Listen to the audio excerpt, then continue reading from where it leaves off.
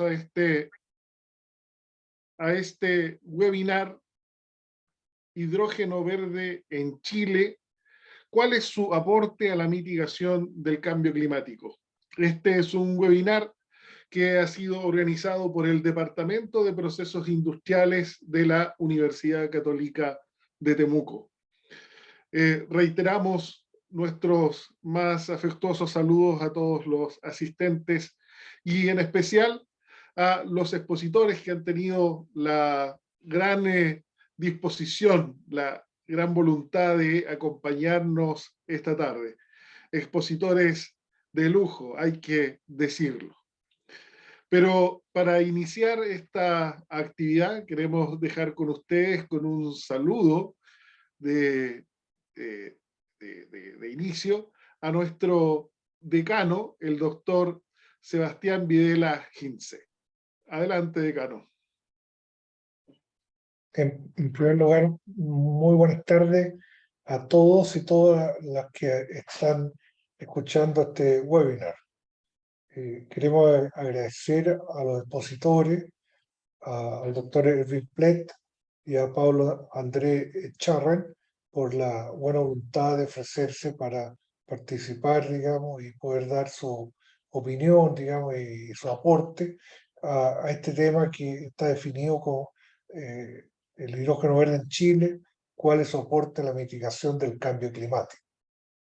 Hablar de hidrógeno verde es bien complicado, sobre todo para uno que proviene de las ciencias químicas, ¿ya? Porque de partida, quizás para aclararle a todos, el hidrógeno es un gas insípido e incoloro. Entonces, ¿por qué uno se pregunta, le llaman hidrógeno verde? Y esto es básicamente para separarlo de un hidrógeno que podríamos decir que es sucio, que proviene de los procesos de reformación que se pueden hacer con hidrocarburos, con carbón, y cuya producción emite dióxido de carbono, y que sabemos que es de efecto invernadero importante. Entonces, el hidrógeno producido por electrolisis, con la separación del agua, digamos, del hidrógeno al oxígeno, es conocido como hidrógeno verde porque ahí están cifradas las esperanzas de gran parte del mundo en disponer de una energía que en alguna medida viene a reemplazar al petróleo, a los hidrocarburos, ¿ya? Y por supuesto que esto significa grandes cambios tecnológicos, significa inversiones muy importantes. Ayer yo leía que en Europa, la Unión Europea está aprobando un plan con 35 proyectos de hidrógeno verde. La gran mayoría están ubicados en España. Ya lo mismo ha pasado en Australia y pasa en más o menos 40 países del mundo que están desarrollando planes y estrategias para implementar hidrógeno verde en sus respectivos países. Probablemente sea la energía que viene, digamos, la fuente energética, aclarando que siempre que el hidrógeno verde no es una fuente primaria, es un producto de la industria química, ¿ya? Y por lo tanto tiene los pros y los contras de lo que significa la producción de fabricación a través de una química determinada. Pero es sin duda que el impacto va a ser quizás profundo en el mundo, ya lo está haciendo, y por eso mismo es muy importante para la Universidad Católica de Temuco, como asimismo la Facultad de Ingeniería, apoyada por su Departamento de Procesos Industriales, haber tenido la iniciativa de abrir estos seminarios y empezar a hablar de la importancia del hidrógeno verde en Chile, tanto desde su punto de vista técnico como de los temas ambientales. En ese sentido, nosotros tenemos el agrado, digamos, de invitar a todos a escuchar esto y probablemente continuemos en el futuro con otras actividades para ir reforzando cada vez más la importancia que tiene para Chile y también para la universidad. Muchas gracias a todos los que están presentes y con esto dejo paso a las presentaciones. Gracias.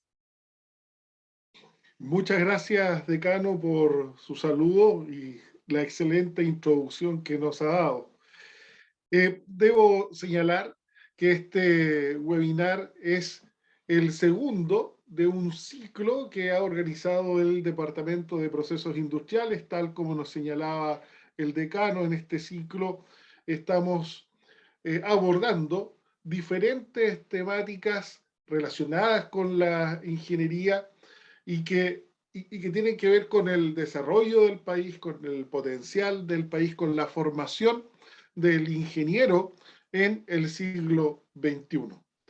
Bueno, todos tenemos muy claro que justamente una de estas temáticas relevantes es el cambio climático. El cambio climático sigue acechando a la humanidad y sigue eh, poniendo en riesgo nuestra calidad de vida y nuestro bienestar en general. Chile ha sido un país muy proactivo en términos de diseñar, ¿no? Comprometerse tanto con medidas de mitigación como adaptación. Y una de los componentes de la estrategia frente al cambio climático es la producción del hidrógeno verde. De allí que se enlacen estas temáticas, cambio climático e hidrógeno verde, y de allí que en este webinar tengamos estas dos presentaciones. La primera, referida a la ley marco de Chile sobre cambio climático, y la segunda, referida al hidrógeno verde en Chile. Tenemos, ya les decía, dos expositores de lujo, no, realmente son personas que tienen un tremendo dominio en ambas temáticas. Cada uno de ellos nos va a ofrecer una exposición de 30 minutos y al cabo de estas exposiciones vamos a darnos la posibilidad de hacer preguntas y de, ¿por qué no?, generar un pequeño debate en torno a estas temáticas. Entonces, ya para no demorar más, ¿no?, lo que nos interesa, quiero dejar con ustedes a Pablo Echarren con su presentación Ley de Marco Climático, la Ley Marco de Cambio Climático en Chile. Debo señalar que Pablo Echarren es ingeniero civil ambiental titulado en la Universidad Católica de Temuco, con mucho orgullo lo digo, es magíster en ciencias ambientales, graduado también en nuestra universidad desde el año 2010, es profesional de la Seremía del Medio Ambiente y actualmente está a cargo del recurso natural agua y es coordinador del punto focal de cambio climático. Entonces, dejo con ustedes a Pablo y su presentación, Ley Marco de Cambio Climático chilena. Adelante, Pablo. Bueno, muchas gracias al doctor Chapacase por tremenda presentación que acaba de hacer. Bueno, saludar también y agradecer por la invitación también a este seminario, saludar al decano y al otro expositor, al doctor Erwin Plett también, saludarlo. Bueno, voy a compartir la presentación que ya anunció el doctor Chapacase, ¿cierto?, relativa a la Ley Marco de Cambio Climático. Y por supuesto que tiene gran relevancia esta Ley Marco y se relaciona muy bien con aspectos que tienen que ver con el cambio y futuros cambios en la matriz energética de nuestro país, por cierto. Entonces, la idea es presentar aspectos muy generales de la ley, ¿cierto?, invitarlos también a que puedan profundizar mucho más descargando estos documentos, leyéndolos, ¿cierto?, más en su contexto, señalar que desde su promulgación hasta la fecha, en los primer años de implementación, viene toda una etapa en la que se está ahora en elaboración de reglamentos, de cómo implementar esta ley marco. Entonces hay varios cambios que están sucediendo para su promulgación. Bueno, lo primero es comentarle sobre la evidencia científica, ¿cierto?, que hoy día es inequívoca respecto al cambio climático, y esto lo hemos visto varias veces, sobre todo en el informe del IPCC, que es el panel Intergubernamental de Cambio Climático, quienes son los expertos en la materia y han, en el fondo, evidenciado estos cambios climáticos como una amenaza para el bienestar humano, ¿cierto?, y la salud del planeta en general. Y cualquier retraso adicional, que es importante, en la acción global concertada perderá breve ventana que se cierra rápidamente para asegurar un futuro habitable. Es decir, son bien bien contundente las conclusiones de estos informes y por lo tanto el tiempo, ¿cierto?, apremia para poder generar las medidas y en el fondo poder revertir la situación en que se encuentra la humanidad hoy en día. Y bueno, como respuesta nacional ante esta crisis climática global es que finalmente surge, ¿cierto?, esta ley marco. Chile está sufriendo el cambio climático, lo vemos fuertemente. En esa noticia del Mercurio, donde aparecía que Chile es el 18º país con más estrés hídrico en el mundo, ¿cierto? Chile está sufriendo el cambio climático. En la zona centro-norte y centro-sur, ¿cierto?, nuestra región de la Araucanía en particular, y las zonas urbanas donde vive el 80% de la población. Entonces, en este contexto es que se comenzó a trabajar este proceso de ley marco. Fue una elaboración participativa, transparente, ¿cierto?, multisectorial. Hubo diversas actividades que se realizaron, se convocaron desde el nivel central de hoy día la División de Cambio Climático del Ministerio de Medio Ambiente. Existieron procesos de participación temprana, ¿cierto?, en el año 2018-2019. Hubo más de 3.000 personas participantes y 4.000 observaciones, ¿cierto?, a este borrador de este proyecto.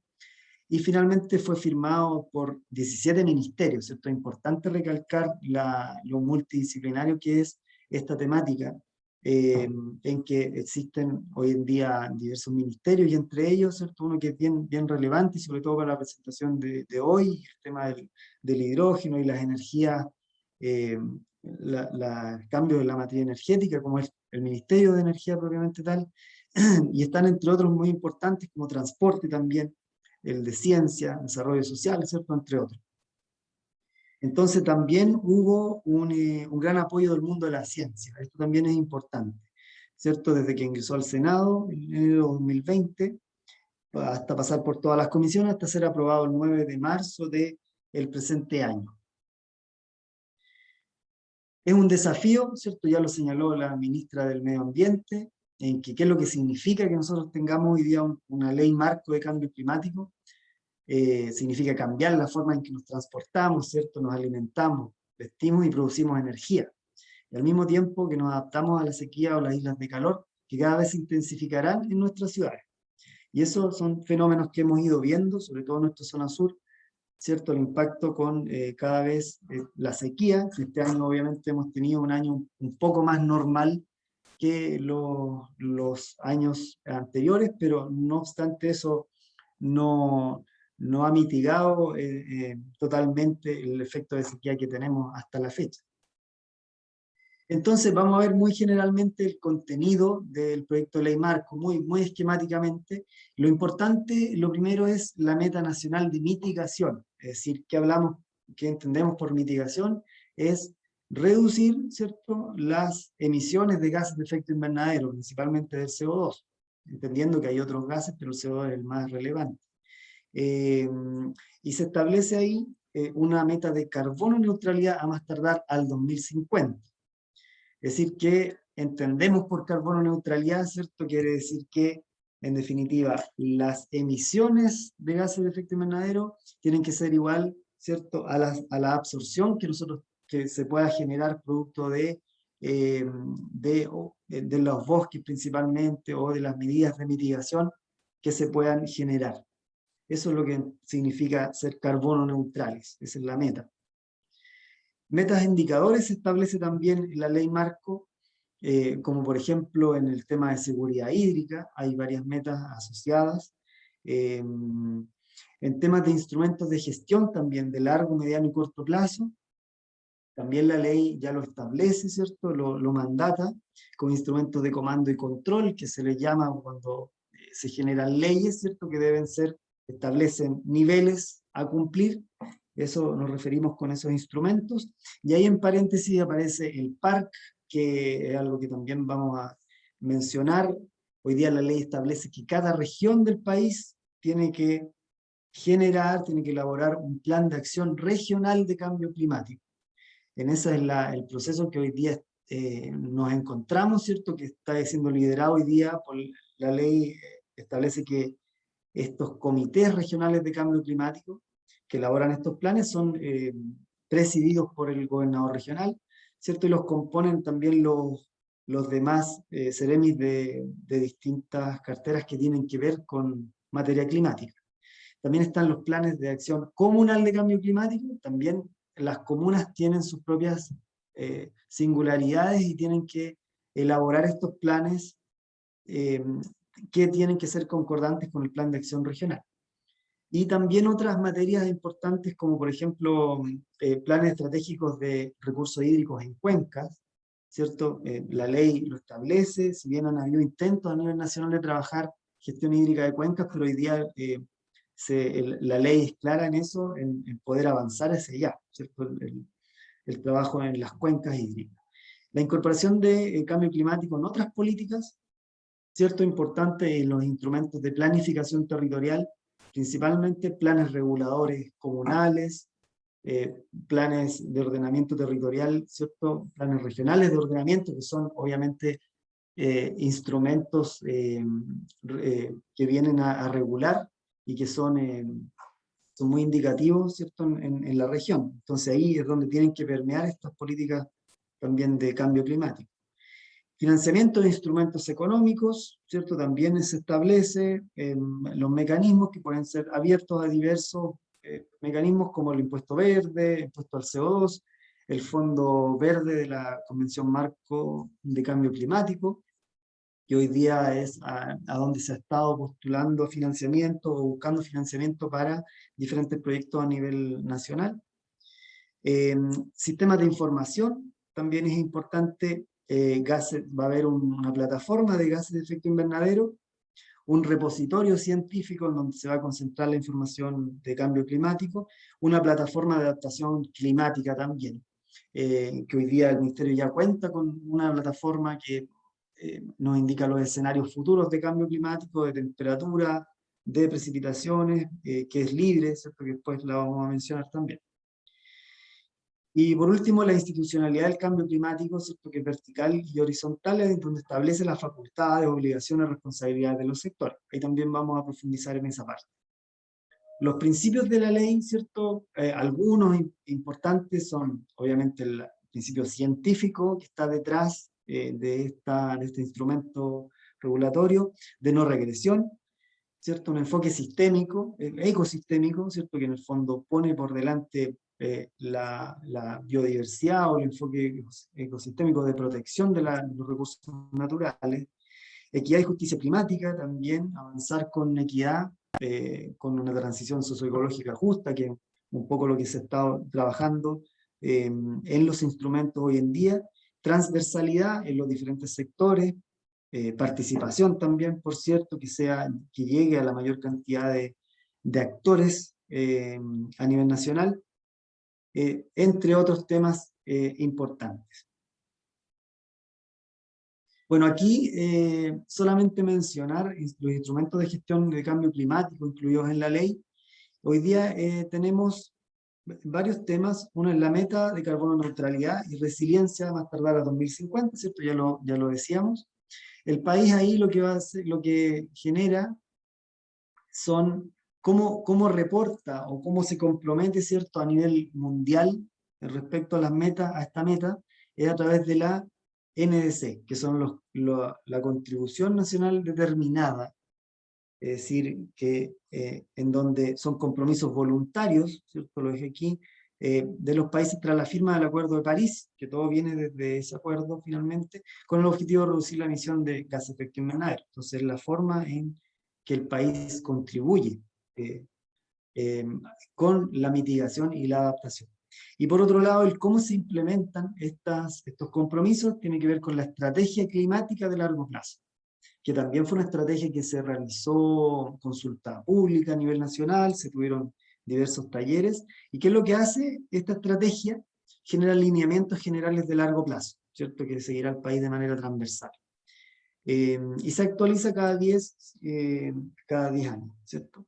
Luego, ¿cómo está, qué es lo que alimenta esta estrategia y la NDC? Son los planes sectoriales de mitigación y adaptación, es decir, cada sector o cada cartera que tiene que ver con materias climáticas, tiene sus propios planes, ¿cierto? Entre ellos energía, transporte, minería, agricultura, infraestructura, vivienda, ciudades, que son los planes de mitigación, que tienen que ver con reducir gases de efecto invernadero. Y por otro lado, la adaptación, que tiene que ver con cómo nos adaptamos al fenómeno, entendiendo que ya está presente, y ahí tenemos biodiversidad, recursos hídricos, infraestructura, salud, silvoagropecuario, que fue el primero que se comenzó a implementar, entre otros, ¿cierto? Como pesca, agricultura, ciudades, turismo, zonas costeras, ¿cierto? Muy importante también.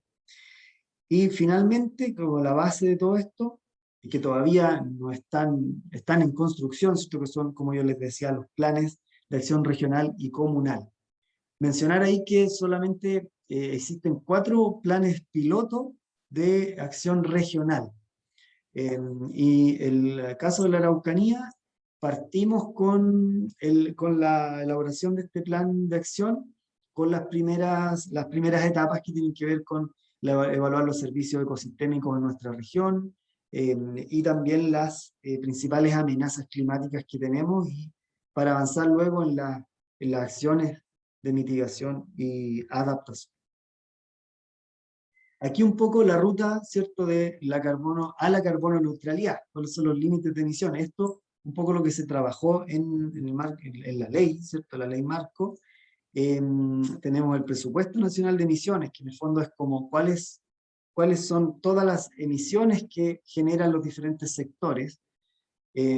Acá tenemos un escenario de referencia de la contribución nacional determinada al 2030, y luego un esfuerzo indicativo de mitigación, es decir, para que podamos lograr la carbono neutralidad se tiene que realizar un esfuerzo de estas características de reducir en cada sector. Y fíjense, energía, minería y transporte son bastante relevantes, junto a vivienda también, en la reducción de emisiones que se requiere. Y ahí sale el presupuesto de emisiones, ¿cierto?, a hacer en definitiva lo que se debiera tener al año 2030 para poder lograr la carbono neutralidad, ¿cierto? Esto se va informando y después se va reportando en la NDC. Bueno, aquí solamente un ejemplo. Tenemos el sector energía, ¿cierto? Hay emisiones sin mitigación, pero el esfuerzo, ¿cierto?, de reducción de emisiones para lograr y formar parte de esta reducción de emisiones es de 39 megatoneladas de CO2, y ahí hay algunos esfuerzos de mitigación como opciones, por ejemplo, que se han estado trabajando desde el Ministerio, ¿cierto?, de Energía, en el Fondo de Descarbonización de la Generación de Electricidad, y ahí después va a hablar el doctor Plet, ¿cierto?, más al fondo en estos temas energéticos, electrificación de la motriz en la industria de la minería, sistemas solares térmicos, renovación energética, entre otras, ¿cierto?, que son las que más apuntan a reducir y tienen los mayores esfuerzos de reducción de emisiones. Bueno, innovaciones también para la adaptación. La ley marco permite avanzar en medidas concretas de adaptación de mayor urgencia en Chile, dada nuestra vulnerabilidad al cambio climático. Si bien emitimos poco, pero somos muy vulnerables, por lo tanto toda reducción que se genera a nivel global nos va a repercutir muy positivamente.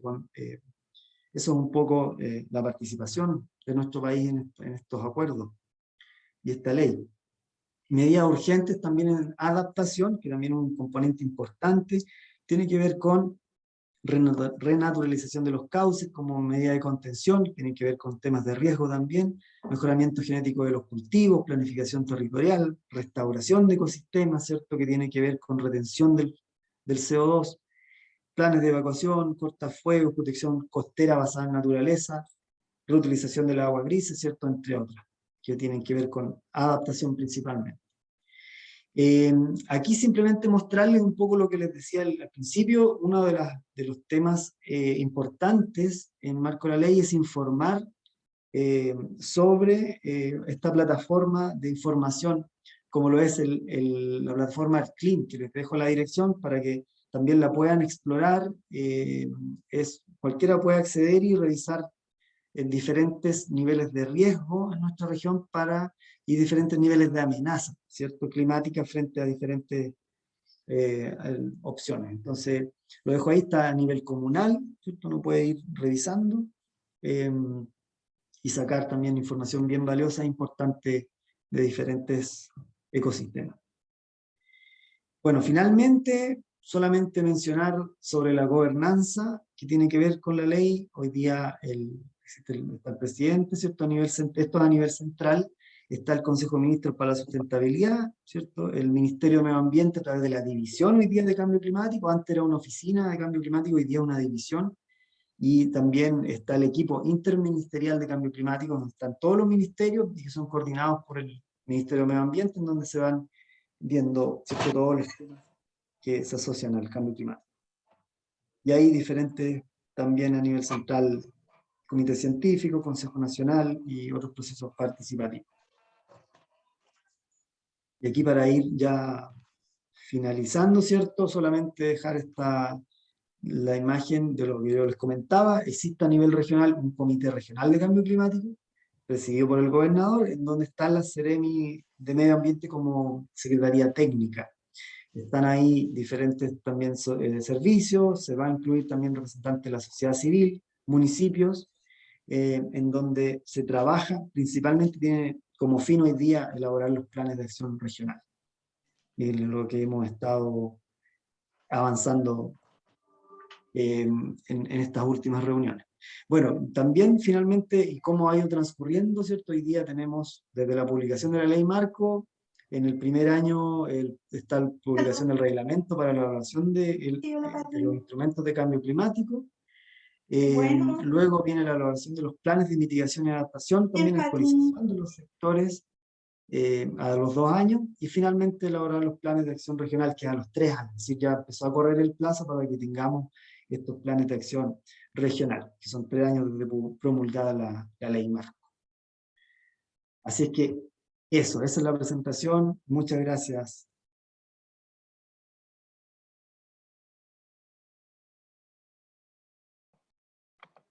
Muy bien, muchas gracias, Pablo, por tu presentación. Ha sido un buen resumen, una muy buena revisión general, y además que nos das tiempo después para poder ir haciendo consultas. Bien, ahora proseguimos con la siguiente presentación, ¿no?, que está a cargo de el doctor Erwin Plett, ¿no? Su presentación se refiere justamente a la producción de hidrógeno verde en Chile y específicamente al potencial de la producción de hidrógeno verde en nuestro país.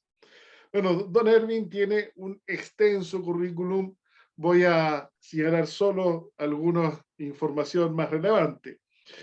Don Erwin es ingeniero civil químico de la Universidad de Chile.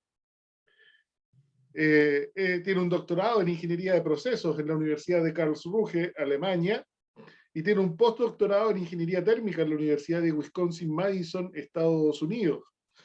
Actualmente es docente de posgrado en el Diplomado de Economía de Hidrógeno de la Universidad de Santiago y el Diplomado en Tecnologías de Hidrógeno de la Pontificia Universidad Católica de Chile. Y se ha desempeñado como presidente de la Comisión de Energía del Colegio de Ingenieros de Chile, asociación gremial.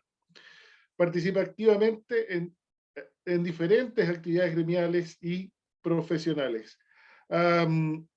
Actualmente, él es CEO de Low Carbon Chile y es el secretario ejecutivo de la Asociación Chilena de Hidrógeno Verde, ¿no? ¿Quién mejor para hablarnos de esta temática? Entonces dejamos al doctor Plett con su presentación. Muchísimas gracias, primero que nada, por la invitación a poder exponer en este seminario. Quiero aprovechar de dar las gracias al decano de la Facultad de Ingeniería, Sebastián Videla, que lo vi por ahí, y también a la directora del Departamento de Procesos Industriales, Dafna Lagos, que también está, y por supuesto, agradecer al profesor Nicolás Case de la invitación para exponer acá. Como siempre, como buenos ingenieros, somos mejores para mostrar monitos que hablar. Entonces les voy a compartir mi presentación. En un segundo, ahí, para poder compartirla. Ahí, vamos a ver. Par de clics y estamos andando. Y ya. Aquí viene y ahora espero que estemos claros. Bien. La conferencia que les quiero dar es Hidrógeno Verde en Chile, las proyecciones que tenemos. Y les voy a mostrar en el fondo por qué. Yo tengo hoy día dos gorritos, ¿no es cierto? Uno, ser CEO de Low Carbon Chile, la empresa de la que les estoy hablando, y también soy director y secretario de H2 Chile, la Asociación Chilena de Hidrógeno. Quiero mostrarles un poquitito de eso también. Ahora, ¿de dónde vino esta invitación? Bueno, muy simple. Hicimos esta mesa interinstitucional de hidrógeno verde en la Araucanía. Esto fue el 31 de agosto, ¿no es cierto? Salió publicado en la prensa local y también en la prensa nacional. Y ahí estábamos. Ven ustedes, ahí está la tortuga Guadacase y estuvimos poniendo ahí. Fue interesante porque esto en el fondo es un espejo de lo que se está haciendo en la Corfo, la Comisión de Hidrógeno en la Corfo.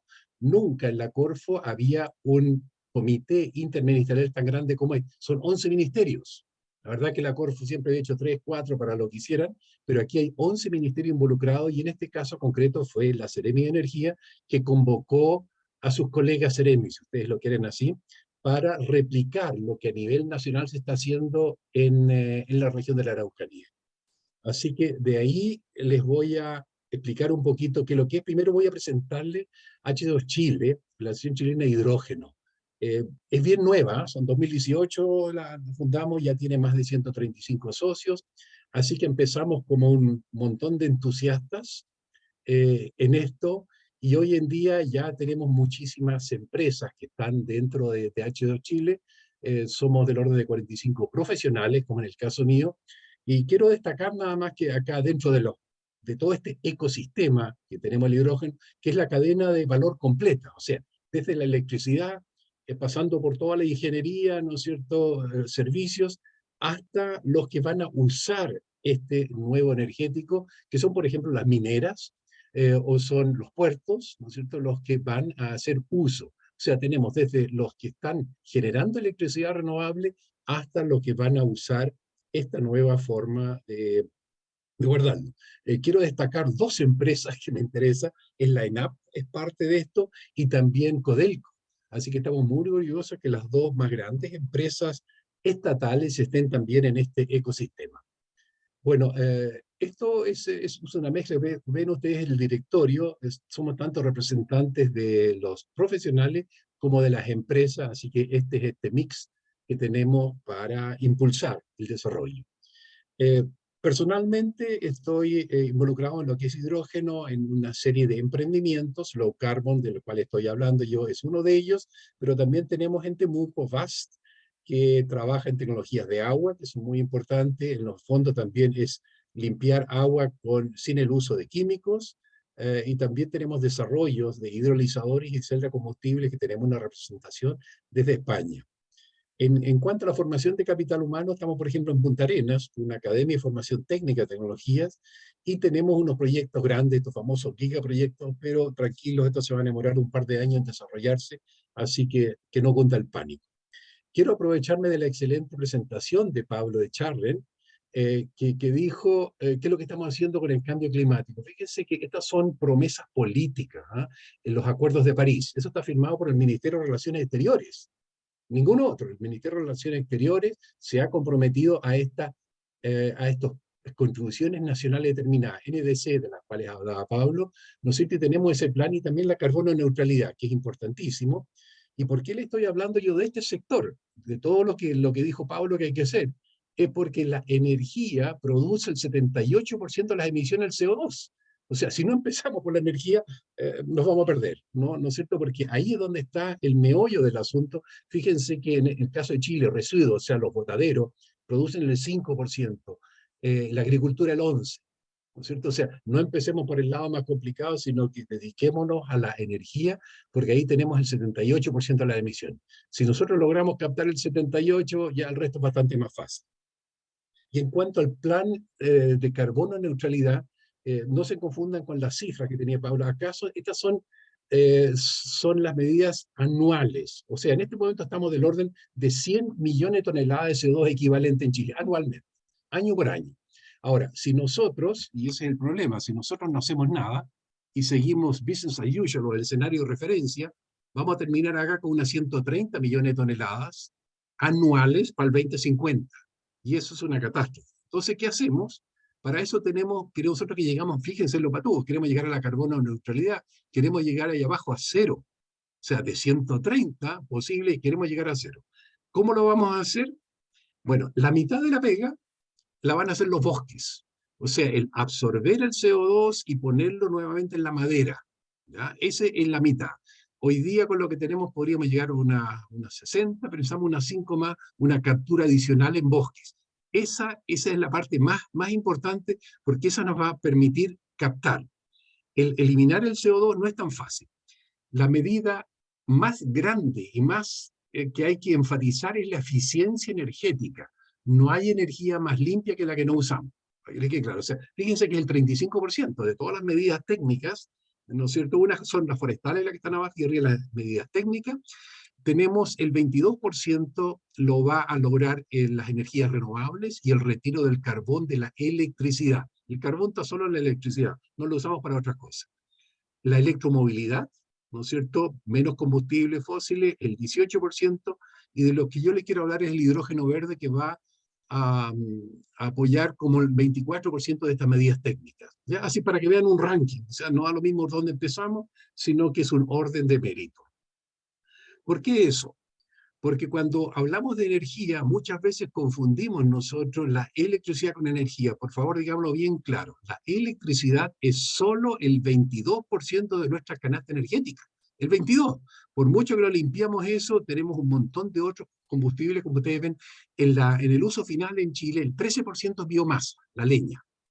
El 13% de lo que usamos finalmente, pero el resto son todos fuera. En electricidad tenemos una parte que es hidroelectricidad, el resto viene de combustibles importados. Entonces, por favor, no confundir la matriz eléctrica, que es chiquita, con toda nuestra canasta energética. Entonces, no basta con descarbonizar o sacar el carbón de la matriz eléctrica, sino que tenemos que desfosilizar la canasta energética completa. Ahora, eso no es fácil porque decimos ya, ok, vamos a electrificar un poco. Pero resulta que hay industrias bastante difíciles de electrificar, como todo el transporte, o la industria de hierro, ¿no es cierto? O el vidrio, cemento, los alimentos incluso. En la producción de alimentos, 2/3 son combustible y solo 1/3 de electricidad. Entonces nunca vamos a llegar nosotros a poder electrificar todo, por muy bonito que sea. Así que al final de cuentas necesitamos combustibles neutrales en CO2.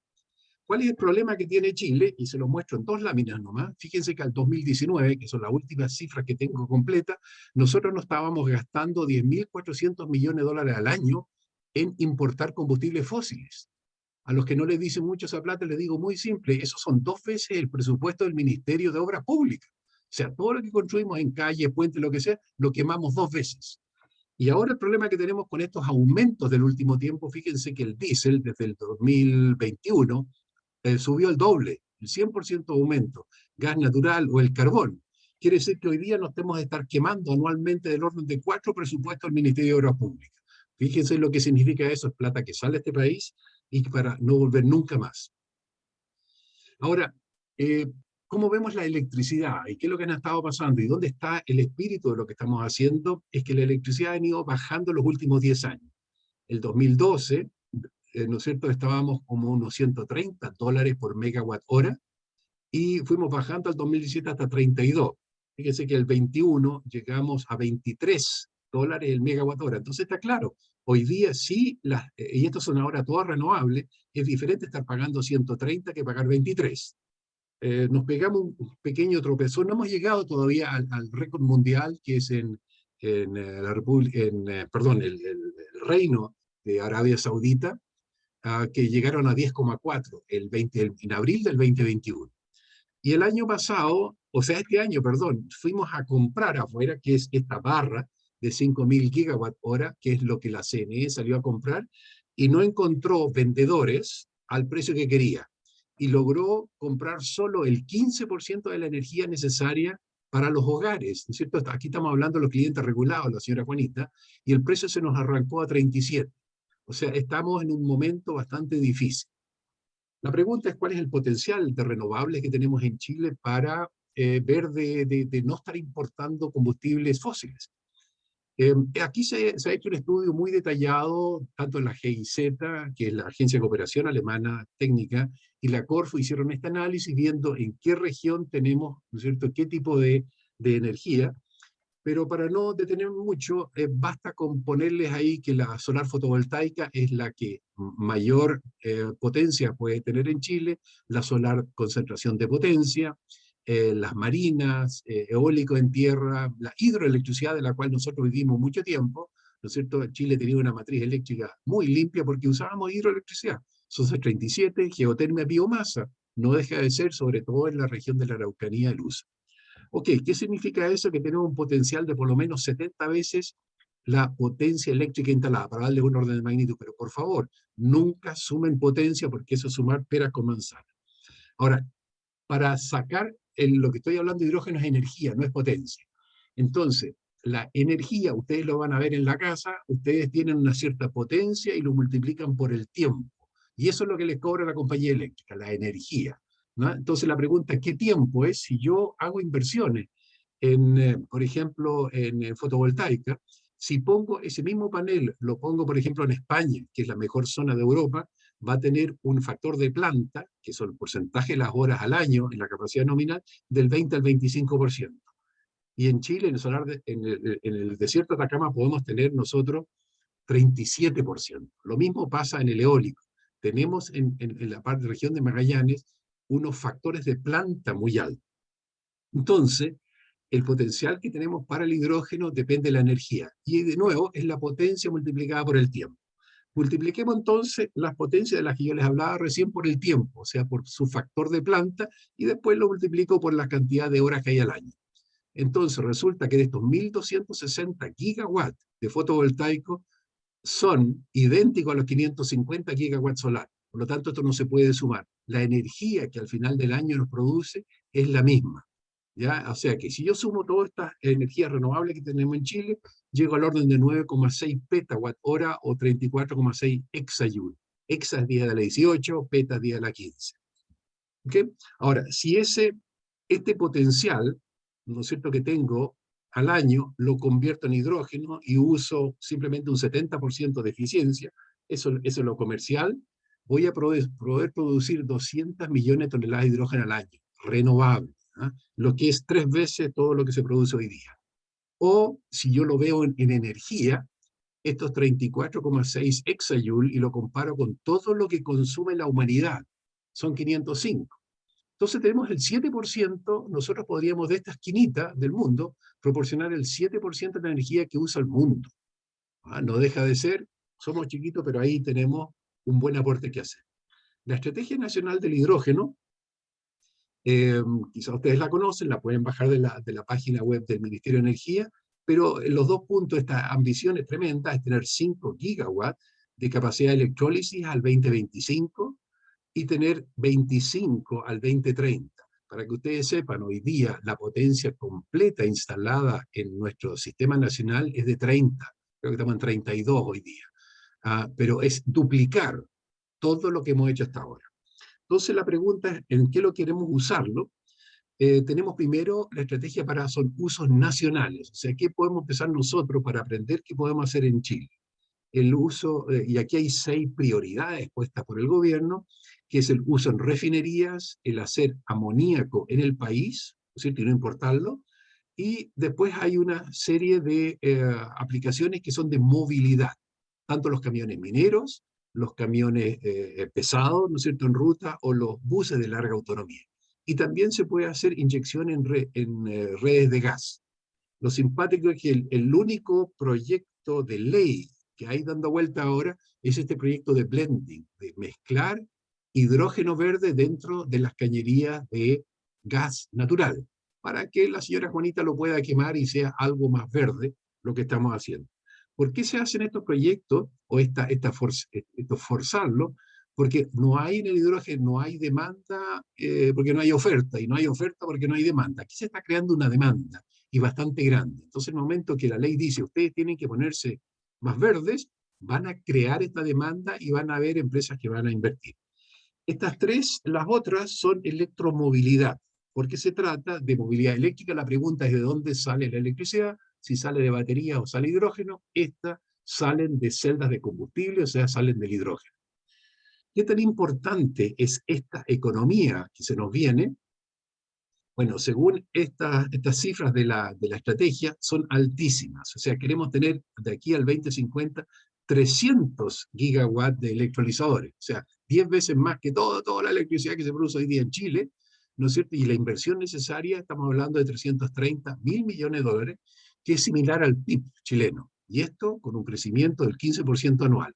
O sea, es algo que va a mover la aguja en este país.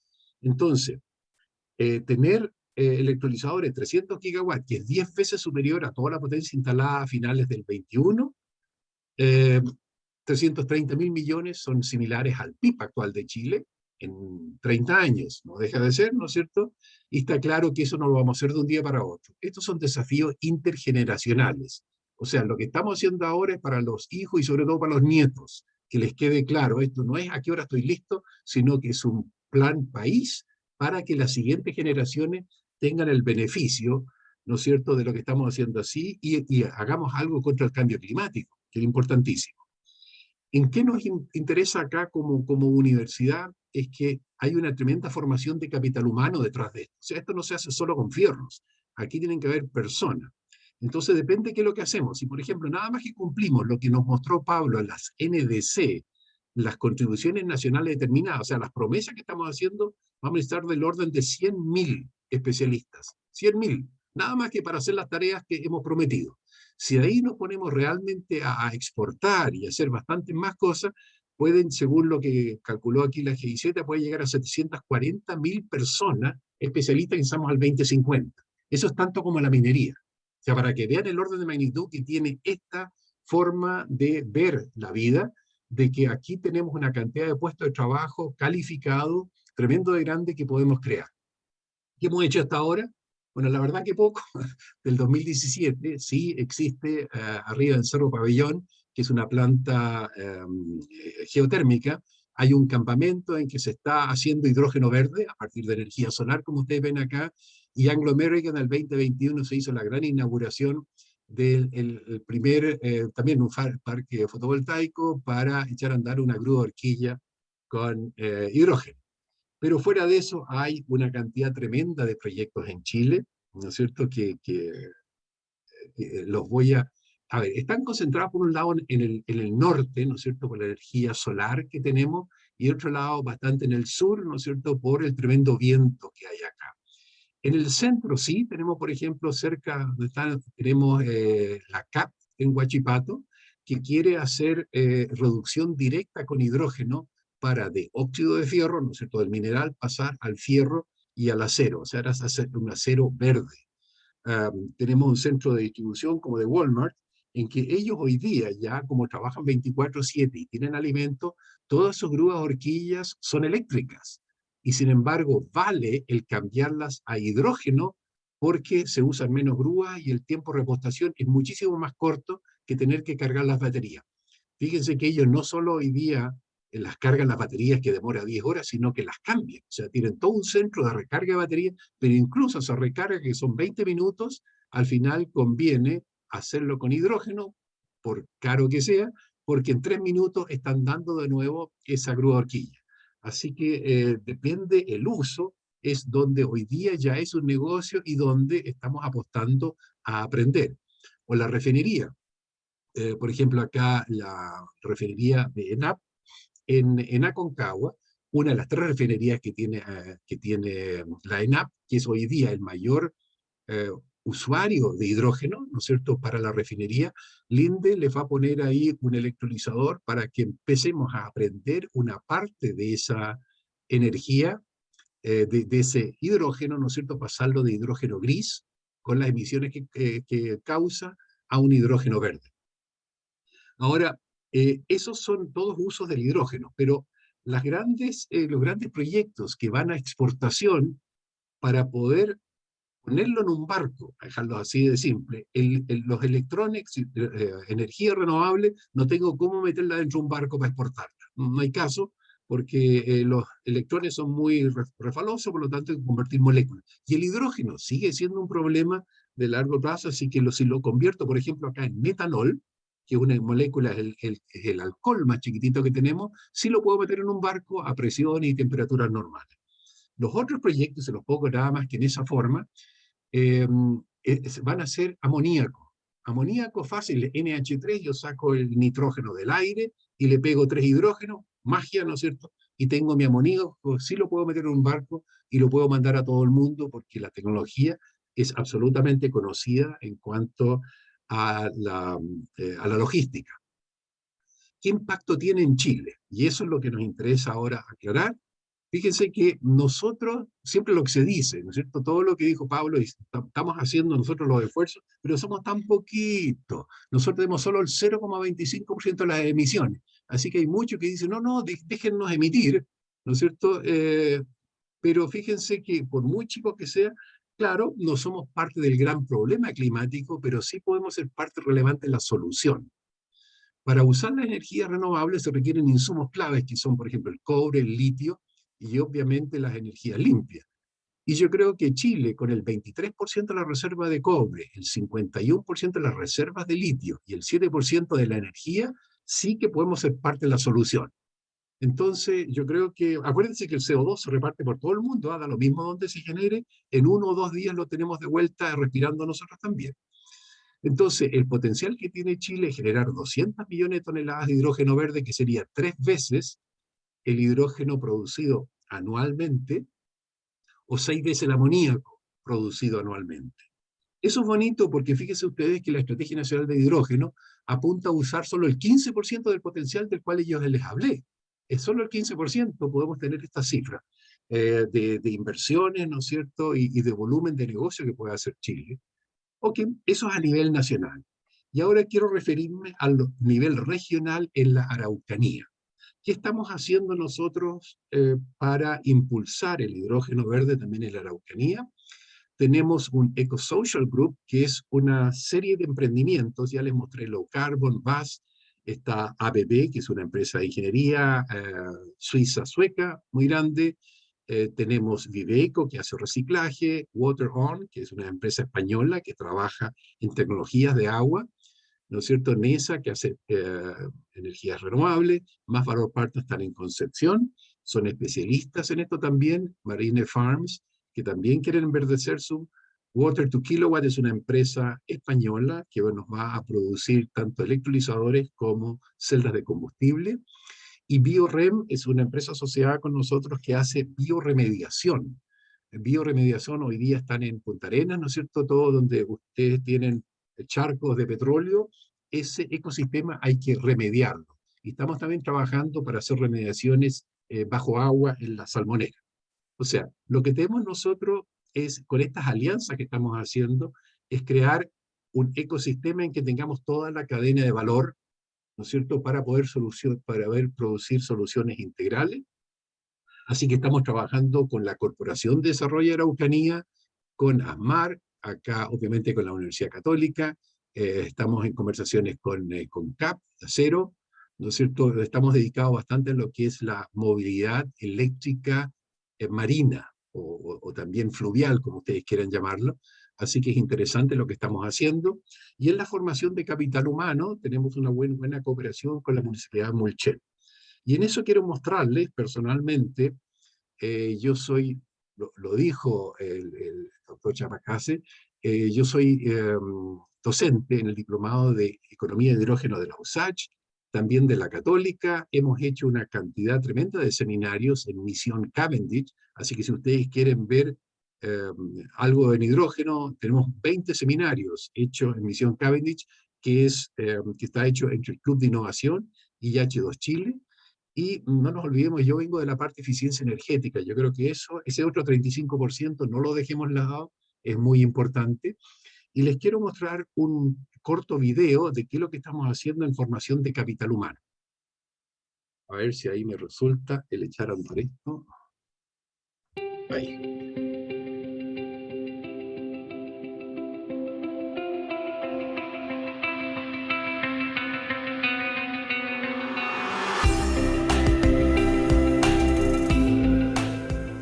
ESON.cl, una plataforma integradora de conocimientos para alumnos de enseñanza media técnica profesional.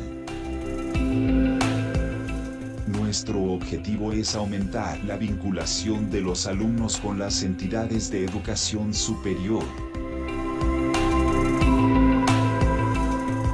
Sabemos que la educación profesional es la adquisición de la técnica para la utilización de los conocimientos. Por ello hemos apoyado en este año a 4 liceos de la 8ª región, integrando a más de 150 alumnos, 83 profesores y 22 apoderados. Este impacto social en el medio es nuestra motivación. Apoyar a los liceos y universidades son nuestros pilares de servicio.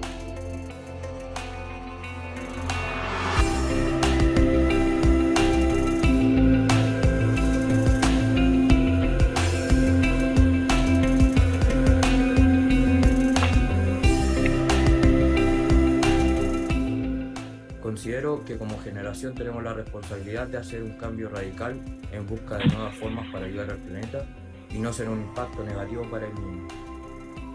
Y por ello el hidrógeno verde es importante para nuestra especialidad porque nos brinda nuevas oportunidades laborales, lo cual nos permite aplicar los conocimientos de tecnología y programación en pos del desarrollo industrial.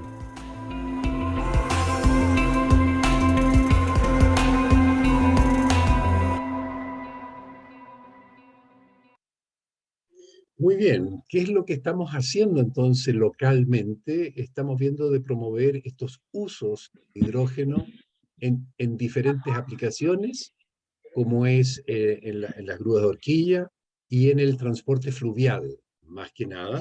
Ahí tenemos proyectos bien concretos que estamos trabajando. Y quiero mostrarles un ejemplo, de un ejemplo local, es Selva Oscura. Esto está, sí, cerca de Victoria, porque de hecho pertenece a la comuna de Victoria, que es esta población, ¿no es cierto?, al lado del río Quilén. Y les quiero mostrar qué es lo que estamos haciendo. Y eso de nuevo se los quiero mostrar con un video que obviamente dice mucho más que muchas palabras del lado mío, ¿no?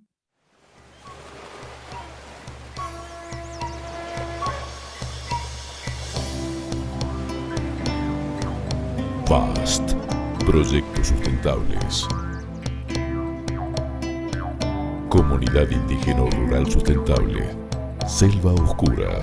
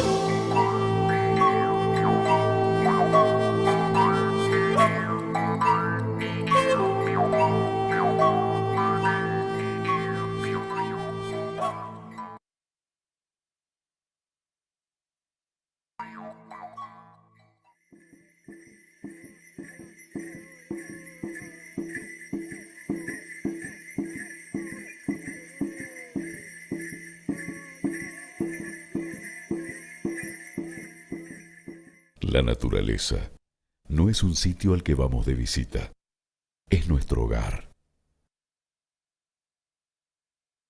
Bien, este es un ejemplo de lo que podemos hacer. Termino mi presentación con esto. Agradezco la invitación, ¿no es cierto? Y quedo abierto a preguntas, que es lo que podemos hacer de ahora en adelante. Muchísimas gracias.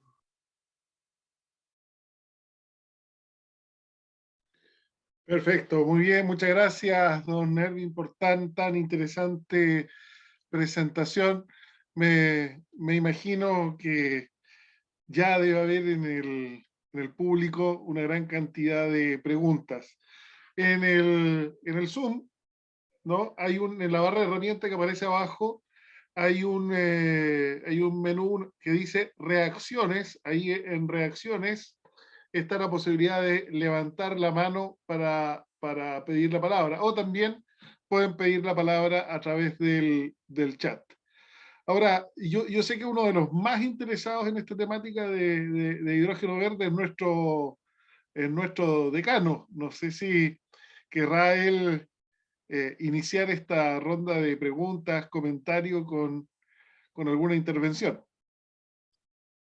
Sí, yo también aprovecho de dar las gracias, don Sebastián, porque yo tuve el privilegio de estar el 18 de mayo en la universidad haciendo una charla sobre hidrógeno y electromovilidad en esta magnífica aula magna.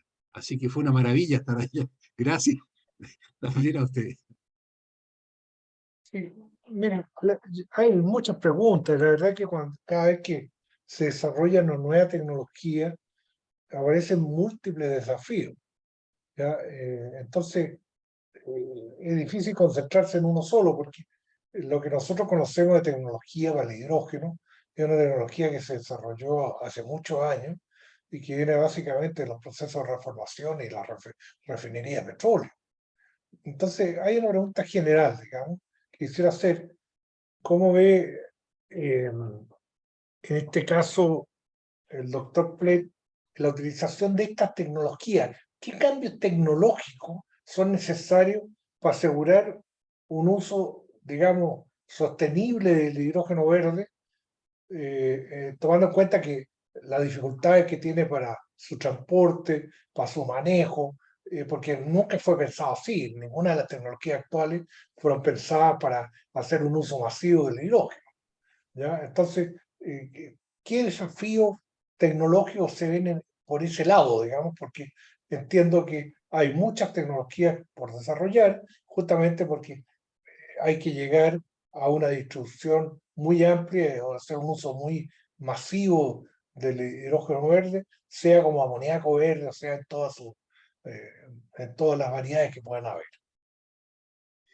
Gracias por la excelente pregunta, decano. Es cierto que estamos haciendo un uso completamente diferente del hidrógeno de lo que hemos hecho en los últimos 100 años, en parte, ¿no? Pero es cierto que hoy día el hidrógeno es un químico y se usa en gran parte para la refinería y otra buena parte para hacer amoníaco. ¿Y por qué para hacer amoníaco? Porque a partir del amoníaco hacemos los fertilizantes y hacemos también los explosivos. Entonces, toda la industria de fertilizantes sintéticos se basa en este cuento. Entonces, esto no es fácil porque acuérdense ustedes que nosotros, como Chile, fuimos monopolio en salitre. Éramos los grandes, 50 años, fuimos monopolio, hasta que los alemanes inventaron justamente la síntesis del amoníaco, sacando hidrógeno del carbón y el nitrógeno del aire. Y de ahí nos fuimos a la quiebra, a propósito, porque nosotros no hicimos innovación en Chile. Entonces eso fue muy duro en los años 30, Chile quebró prácticamente. Lo bonito es que esa tecnología la podemos usar nosotros ahora para sacar estas energías renovables de Chile y llevarlas afuera. Y hacer, por ejemplo, nuestros propios fertilizantes sintéticos, pero esta vez verdes, no negros. Ahora, ¿dónde está la diferencia? Yo dije que los electrolizadores que uno va a comprar tienen un 70% de eficiencia, ¿cierto? Queremos mejorar la eficiencia. El 70% me queda dentro del hidrógeno y el 30% lo boto como calor. Si puedo usar ese calor residual, estoy bien. Pero lo que ha cambiado, decano, no es tanta la tecnología, lo que cambió fueron los precios. La electricidad que necesito para eso me bajó de 130 a 30. Recién ahora sacamos la cabeza, ¿no es cierto?, del agua y decimos, ahora el verde puede estar. Esto no es tan obvio, sino que, por ejemplo, los noruegos ya lo hicieron en los años 20, o sea, hace 100 años atrás. como eran pobres, no tenían carbón como los alemanes, usaron la hidroelectricidad. Entonces, ellos hicieron hidrógeno verde, amoníaco verde, sus fertilizantes sintéticos verdes. Hace 100 años, con 130 megas, tremendo. Tenemos una fábrica de amoníaco verde en Perú, con 26 megas, no deja de ser hace 60 años. No es nuevo, la gracia es que ya estaban usando electricidad hídrica y por pura suerte hidrógeno verde, amoníaco verde y fertilizantes verdes. Entonces, la gran diferencia es que nos bajaron los precios porque mejoró la tecnología de cómo obtener energías renovables. Ahora, sí podemos empezar a mejorar, por ejemplo, la eficiencia de ese 70%. Hay una muy buena startup, por ejemplo, en Israel, en la cual Copec le ha puesto plata y ellos llegan al 95%. Entonces, claro, va a ser algo más barato, pero igual es diferente el 70 o el 95% de 130 que en unos precios de 20 o 30. Entonces, tenemos que escalar muchísimo para que llegara a unos precios decentes, ¿no es cierto? Entonces, tenemos que pasar de megawatt a gigawatt. Es un factor 1000, es una locura, ¿no es cierto?, lo que hay que hacer. Y así que entre todos tenemos que empujar esto. Hay muchísimo, en tecnología no me quiero profundizar en esto, pero tenemos todos los derivados del hidrógeno. Ya dije, el metanol, podemos hacer gasolinas sintéticas verdes, y así hay una tremenda industria donde podemos nosotros partir de cero. No la tenemos hoy día y podríamos tener una industria renovable inmensa de grande con valor agregado en Chile. Muy bien, muchas gracias al decano, muchas gracias don Erwin por su respuesta. Si me permiten, quisiera hacer una consulta a Pablo, ¿no? Respecto del plan de acción regional de cambio climático. Entendí en tu presentación, Pablo, que este plan de acción regional está en pleno proceso de elaboración, ¿no? Pero ¿cuáles serían los elementos o aspectos distintivos en este plan que uno pudiera decir, sí, es efectivamente un plan de la Araucanía, tanto en mitigación como en adaptación?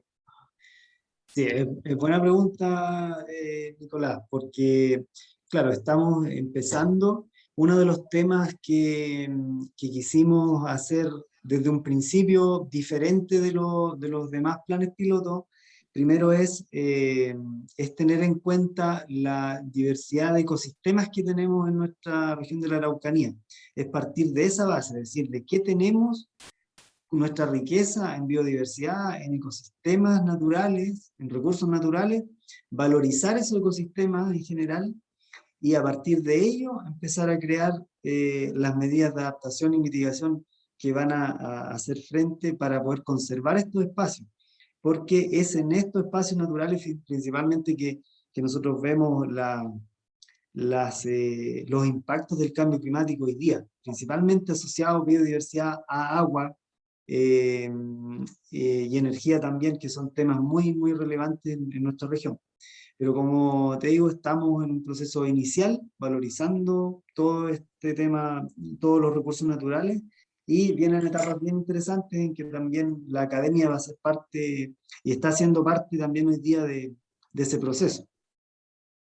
¿Podrías profundizar en esa temática? Porque justamente tenemos una pregunta de Karen Escobar, ingeniero civil químico titulada en nuestra universidad, una de las más destacadas estudiantes que hemos tenido en la carrera, y ella justamente pregunta, ¿cuál es la vinculación que se está llevando a cabo hoy día con la academia? Tanto en temas de hidrógeno verde como en temas de cambio climático. ¿Cómo la academia está actuando, participando en estos procesos que son tan relevantes para el presente y futuro? Sí, es muy buena la pregunta, porque hay que tener en cuenta que nosotros veníamos trabajando antes de la ley Marco, ¿cierto? Hay un antes y después. Antes de la ley Marco veníamos con un comité regional de cambio climático en que estaban presentes, que todavía lo están, pero estaban presentes todas las universidades de la región, ¿cierto? Las universidades que tienen estudios y están trabajando en materia climática. Entre ellos está la Universidad Católica de Temuco, está la UFRO, entre otras universidades. ¿Cómo aportan? Bueno, precisamente una de las primeras tareas fue recopilar aquellos trabajos de investigación en materia climática y también desde el mismo comité ir levantando las necesidades que tenía la región para poder ir elaborando este plan de acción regional. Entonces, en eso es ahí el principal aporte de la universidad, es decir, vincular, ¿cierto?, la investigación con los problemas de la región. Y así es como ha ido ocurriendo. Hoy día el plan o los antecedentes principales para este plan de acción lo lidera una universidad también, que es parte de este comité desde un inicio. Entonces es con ellos con quien estamos en el brazo técnico, digamos, siempre en todos los levantamientos de información. Así que de esa forma también aprovechar también la instancia. En el mes de octubre vamos a tener un seminario también, 25 de octubre, que está organizando este mismo Comité de Cambio Climático, en el cual se va a mostrar también un avance de lo que llevamos ya del Plan de Acción Regional, que es importante entonces participar y también ahí plasmar las opiniones.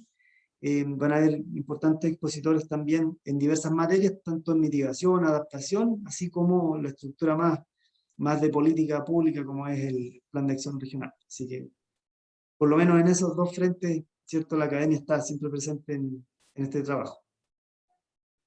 Muy bien, muchas gracias. Antes de darte la palabra, Eduardo, quisiera escuchar de don Erwin también su experiencia de trabajo con la academia en el tema de hidrógeno verde. Sí, yo tengo mi opinión y quizás no es políticamente correcta, Nicolás, pero igual no. Excelente, A ver, excelente. ojo Mejor con eso. todavía. Yo digo claramente, yo también soy docente universitario, pero ojo que acá necesitamos cosas bastante aplicadas. Entonces, yo tengo un problema si es que esto lo vamos a hacer para sacar un paper. No le sirve al país, o le sirve pocaso. El problema está que si a ustedes lo miden por paper, estamos sonados, y no por desarrollos. Entonces es un problema de la valoración. Si a ustedes el sueldo o lo que sea les depende de los papers, estamos con un problema. Entonces, ojo con eso, si nosotros hacemos cosas aplicadas, sí, y por eso incluso mostré yo el tremendo aspecto social que tenemos cuando esa instrucción la hacemos en los liceos técnicos profesionales. Imagínate cómo les cambia la vida a esos chicos si de repente pueden tener ahora una especialidad de hacer mantención en equipos. O sea, esa es la parte pedagógica y formación. Yo no creo que nosotros en Chile le podamos hacer la pelea con los 8.000 millones de euros que tiene Alemania para desarrollar tecnología. Va a ser difícil. Pero sí nosotros podemos adaptar cosas a Chile y trabajar en muchos aspectos. Fíjense lo que Pablo decía, nosotros dijimos la parte forestal es el 50%. Oye, y justamente en la zona de la Araucanía es fundamental la parte forestal, así que no quiero que se dediquen a 2, 3 pernos, sino que veamos cómo en la academia podemos ver de tener los mejores recursos forestales, el hacerlo mejor. Entonces empecemos por lo obvio. Yo sé que a la gente técnica le encanta esta cosa, pero ojo, hay que ver de hacer lo que es práctico. Y yo lo digo en mi experiencia personal, fíjate que yo me fui a Alemania sin beca. Y yo viví de que la universidad, las empresas le daban beca. Entonces, Erwin puede hacer, claro, yo hago, así viví. Yo sobreviví sin beca, sino que era porque las empresas le confiaban a la universidad que hiciera desarrollos. Entonces, eran cosas aplicadas. Entonces, digo, yo por lo menos lo viví, y en Estados Unidos me pasó lo mismo. Uno perfectamente, porque había esta combinación entre la academia y la empresa. Nos falta eso, por eso digo, ojo con eso. Si nosotros creamos perfectamente, la empresa puede decir, oye, solucionan este problema. Y la gracia está es que la academia tiene el know-how, sabe dónde están las cosas. La empresa tiene el know-how, sabe qué poner los árboles, pero cuáles y cómo y qué es lo que cambia, eso es la parte académica. Entonces me encantaría que vayamos hacia ciencias aplicadas, investigación aplicada, más que nada. Ahí veo que hay un tremendo rol que tienen las universidades, pero tenemos que cambiar un poco el foco. ¿No es cierto? No es para sacar papers, entonces tenemos que tener cosas que tienen que ver con la región, cómo podemos apoyar el desarrollo social que tiene ahí con cosas bien masivas, y no cada uno con sus hobbies, ¿no es cierto?, metido en su oficina, que también pasa. Por eso se los digo abiertamente, no gana nada diciendo, mira, todo muy bonito, ¿qué tenemos que cambiar? para que podamos combatir el cambio climático. Yo creo que la academia tiene mucho que hacer, pero va a tener que salir un poco, ¿no es cierto?, de la torre, y va a tener que ir a terreno y hacer un montón de cosas que son útiles. Esa es mi opinión personal, Nicolás, no estoy hablando en nombre de nadie. Fantástico, agradezco muchísimo la sinceridad. Bien, damos la palabra a Eduardo Aquevedo, que quiere plantear una pregunta. Adelante, Eduardo, por favor, sé lo más preciso y conciso. Hola, gracias por las presentaciones. Mi pregunta es para el doctor Plet y tiene que ver con el tema de la trazabilidad del hidrógeno verde para que este realmente sea verde. Así que le quisiera preguntar cuál es la situación actual en el tema de las certificaciones de hidrógeno y cómo él ve que se puedan implementar tanto para exportación como para uso, para comercialización interna del país. Gracias. Eduardo, gracias. Muy buena pregunta, porque el hidrógeno son moléculas y no tienen ningún color, como dijo el decano. Lo que pasa, lo que estamos hablando de verde es por un certificado de origen. Es lo mismo que digo de dónde salen las frutillas, tengo un certificado de origen que son orgánicas, no son orgánicas, es re difícil verlo después. Entonces se necesita la trazabilidad. Y eso no es obvio, entonces hay sistemas de certificación y tenemos que ponernos nosotros de acuerdo, sobre todo, no inventar un sistema de certificación propio, sino que el que quiere el cliente no sea en Japón, ¿no es cierto? Él dice, yo lo mido en tal y tal forma, porque acuérdense que esto depende, la electricidad también son los electrones, no tienen idea si vienen de un panel fotovoltaico o quemando carbón. Son iguales y las moléculas no tienen diferencia, entonces en las aplicaciones no hay diferencia en cuanto al origen, pero sí en cuanto al valor agregado. Porque va a ser diferente el precio, ¿no es cierto? Si yo tengo un hidrógeno gris, como lo está usando la ANAP hoy día, que está importando gas natural, lo está quemando y está generando 10 kilos de CO2 por cada kilo de hidrógeno, eso es harto feo. Entonces ahora también hay diferentes categorías y eso se ve por los porcentajes. Por ejemplo, lo que se hizo para el hidrógeno verde, se definió que tenía que ser primero, la mejor tecnología, ¿no es cierto?, cuál es la que menos emite, y de esa bajar al 40%. Entonces, si tú logras tantos miligramos por kilo, lograr menor emisiones que el 40%, que la mejor tecnología que hay hoy día, ya es renovable. Entonces, hay que tener cuidado con eso, cuál es la definición, y estamos trabajando en eso, porque eso tiene que ver con la regulación. Eso no lo vamos a hacer nosotros como H2 Chile, sino que al final de cuentas, tiene que haber una entidad gubernamental que es la que nos pone el timbrecito y nos dice esto es limpio, porque una vez que está dentro de la botella no lo puedes diferenciar. Entonces un certificado de origen, lo mismo que tenemos nosotros con los productos forestales o los productos agrícolas, ¿no es cierto?, que se certifican para la salida afuera. Así que sí hay que trabajar en eso porque es fundamental, porque si no cualquiera podría hacer, ¿no es cierto?, cualquier mezcla. Y eso es un punto fundamental para que nosotros como Chile, que no tenemos de dónde hacer un hidrógeno azul, ¿no es cierto?, esconder el CO2 debajo de la alfombra, porque no tenemos que exportarlo. Nosotros queremos que sea todo verde, que sea renovable y que sea a partir de electricidad renovable. Eso es lo que estamos siguiendo y nos va a demorar un tiempo tener el certificado. Así que agradezco la pregunta. Muchas gracias por la respuesta. Estamos ya llegando al final del tiempo establecido para este webinar. Entonces, quiero plantear una pregunta a ambos, a Pablo y a don Erwin, y que tiene que ver con el título de este webinar, ¿no?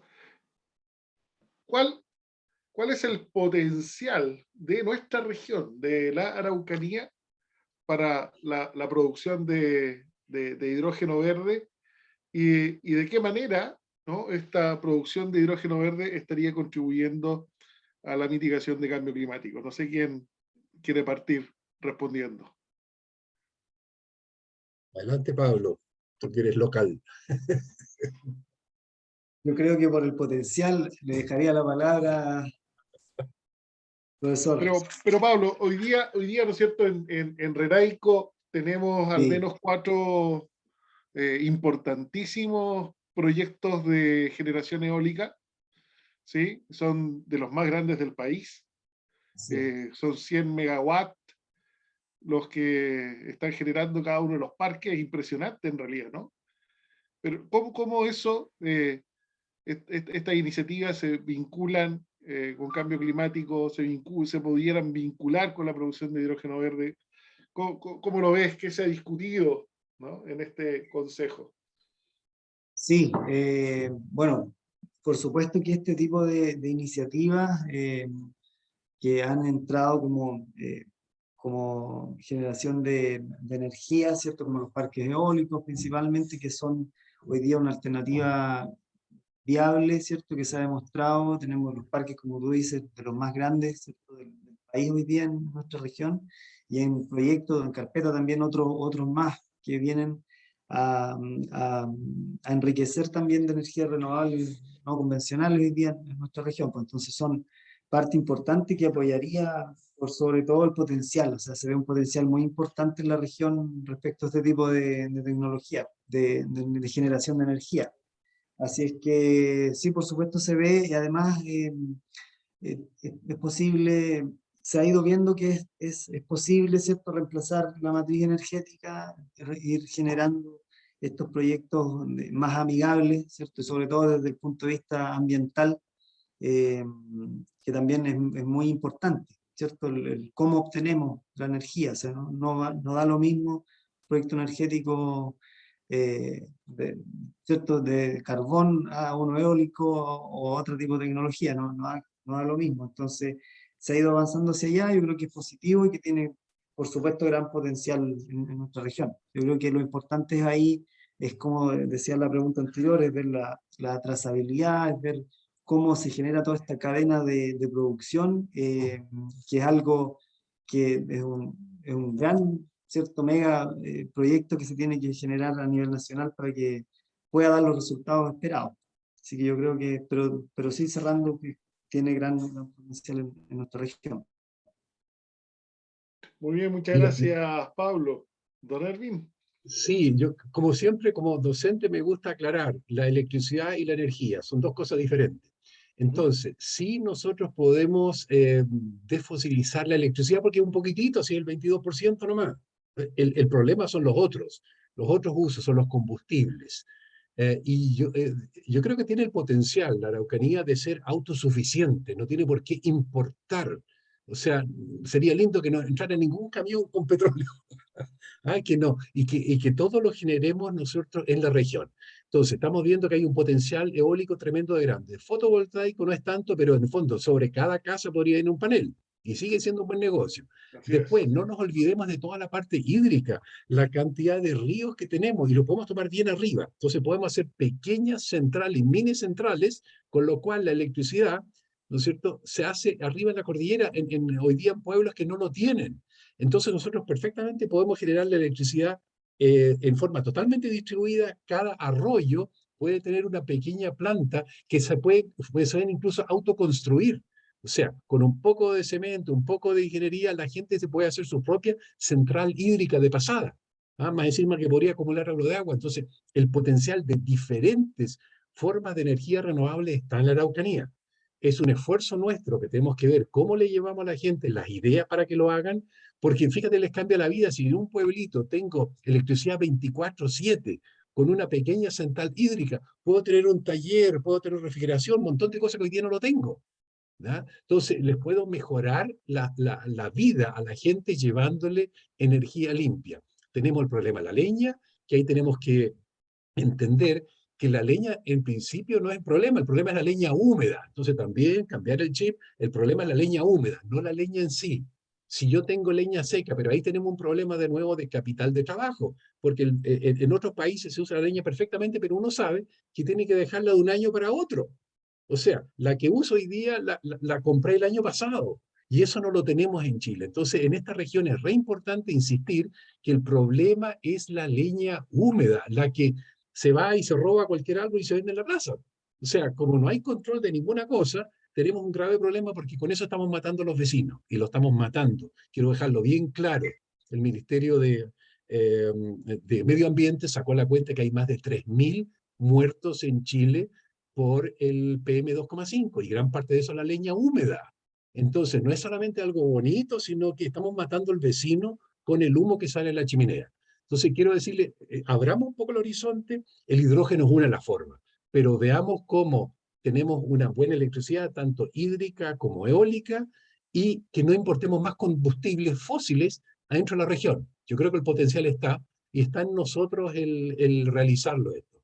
Así que yo creo que está el potencial ahí, pero es trabajo, hay que salir. Es más fácil que venga el camión. Salir a cosechar esta renovable es inversión, es ganas de hacerlo, pero el potencial está en la Araucanía. Yo creo que sí. Excelente, muchas gracias, don Erwin. Y antes de cerrar, quiero pedir un último favor, dado que hay muchos estudiantes dentro de la audiencia, si pudiera aclarar cuál es la función del metanol, de qué manera la conversión del hidrógeno verde en metanol, ¿no?, está contribuyendo a la mitigación de emisiones de dióxido de carbono. A ver, les quiero dejar claro, el hidrógeno no es otra cosa que almacenamiento de energía renovable. Nosotros al meter la renovable nos metimos en un lío. Usamos fotovoltaico y solamente el de día. Yo puedo poner kilómetros cuadrados fotovoltaico y de noche no puedo prender una sola ampolleta. ¿Está claro? Porque no hay de noche. El viento, a veces tenemos viento, a veces no tenemos viento. Y el viento está, por ejemplo, en la costa de la Araucanía. ¿Cómo me la llevo al cerro? También es difícil, tengo que transmitirla. Entonces, tenemos un problema con las renovables que son variables, ¿no es cierto? Y están en la hora equivocada y en el lugar equivocado. Mira lo que estoy diciendo. O sea, las renovables están bien, pero están en el lugar equivocado, deberían estar en medio de Temuco, no están en la costa. Entonces, hay que llevarla. El hidrógeno no es otra forma que almacenar esa energía y ponerla a disposición en el lugar donde lo necesito y en el tiempo donde lo necesito, ¿ya? Para que quede claro. Ahora, el hidrógeno, como es un gas tan volátil, es muy difícil de mantenerlo en una botella. Tengo que comprimirlo y se usan tecnología de 350 y 700 bar para poder meterlo en un vehículo. Alta presión, que hay que aprender a hacer eso también. Ahora, si yo convierto ese H2, el hidrógeno, le pongo un carbono, que es lo mismo que hacen las plantas disminuyen la volatilidad del hidrógeno que producen pegándole un carbono, se lo pegan. Entonces, el metanol, que es el alcohol más chiquitito que yo tengo, es un CH3OH. O sea, yo puedo hacer metano, CH4, que es un C con 4 patitas, le saco una y le pongo un OH. Así de simple es el metano. La gracia que tiene el metano es que es líquido a temperatura y presión normal. O sea, yo pierdo energía en esta vuelta, pero la logística me cambia completamente. Lo puedo poner en un tarro. En cambio, el hidrógeno no lo puedo poner en un simple tarro. Es ¿no es cierto? Es un estanque bastante complicado. Entonces, yo me salvo eso de convertirlo a un metanol. Para que sea metanol verde tengo que haber captado el CO2 del aire, lo mismo que hacen las plantas. Perfecto. ¿Y qué vamos a hacer con el metanol? Lo puedo quemar en un buque, por ejemplo. Perfecto. Un buque, Maersk acaba de pedir 5 tremendos buques contenedores que funcionen en metanol. Y les da lo mismo si es biometanol o metanol verde. Con eso ellos reducen las emisiones, no están usando petróleo pesado, sino que están quemando metanol, que es el alcohol que usamos, ¿no es cierto?, en los mecheros. Ese es metanol, ¿verdad? Que no se confunda, no hay el etanol que estamos tomando, sino que el alcohol de quemar. Ese es metanol. Y ese lo podemos manejar, lo podemos comprar en el Unimark en todas partes. Yo no creo que podamos comprar hidrógeno en los negocios, pero sí el metanol. Excelente. Entonces, ojo, la química nos permite bajar la volatilidad y poder transportarlo en forma mejor. Por eso que estamos hablando del metanol o del amoníaco, ¿no es cierto? Un NH3 claro. Que lo puede. Ahora, en el caso del amoníaco, más que usarlo como combustible, ahí lo usamos como precursor de una gran variedad de sustancias como explosivos, fertilizantes. Absolutamente, pero quiero decir, por ejemplo, en la movilidad marina, los dos combustibles limpios que se están ensayando es tanto el metanol como el amoníaco, o sea, quemar directamente el metaníaco con un motor grande de combustión interna. Se puede también a unas temperaturas correctas para no formar NOx, pero es el combustible limpio y es bastante más fácil de hacer el amoníaco que hacer metanol. Pero eso es otra cosa, eso es cosa de plata al final de cuentas. Excelente, bueno, muy bien, muchas gracias, don Erwin. Está claro que un tema como este tan apasionante requiere mucho más tiempo. Probablemente hagamos una versión 2 de un webinar sobre este tema. Agradecemos mucho la participación de nuestros destacadísimos expositores y agradecemos mucho la participación de la audiencia. El Departamento de Procesos Industriales de la Universidad Católica de Temuco continuará con su ciclo de webinar. El próximo lo haremos a finales de octubre, mediados finales de octubre. Le estaremos informando oportunamente sobre el mismo. Reiterando los agradecimientos, les deseamos una muy buen término de día, ¿no? Que estén muy bien. Será hasta la próxima. Gracias. Muchas gracias. Gracias a ustedes.